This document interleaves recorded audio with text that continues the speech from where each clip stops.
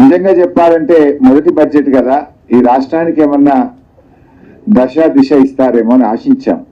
కానీ ఇది దశ దిశ లేని బడ్జెట్. రాష్ట్రాన్ని తిరోగమన దిశలో నడిపేటువంటి బడ్జెట్. ఏడాదిలో 2 లక్షల ఉద్యోగాలు ఇస్తామన్నారు. 8 నెలలు అయితే అయిపోయింది, 4 నెలలు ఉంది. దాని గురించి ప్రస్తావన లేదు, బడ్జెట్లో కేటాయింపులు లేవు. రాష్ట్రాన్ని అప్పుల కుప్పగా మార్చారని మరి మా మీద బుర్ర జల్లే ప్రయత్నం చేసినారు.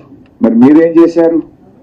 బడ్జెట్లో చూస్తే 57,000 కోట్ల అప్పులు తెచ్చుకుంటామని, గత ప్రభుత్వం తెచ్చిన దానికంటే దాదాపు 17,000 కోట్ల అప్పులు ఎక్కువ తెచ్చుకుంటామని ఈ ఆర్థిక సంవత్సరంలో ప్రతిపాదించారు.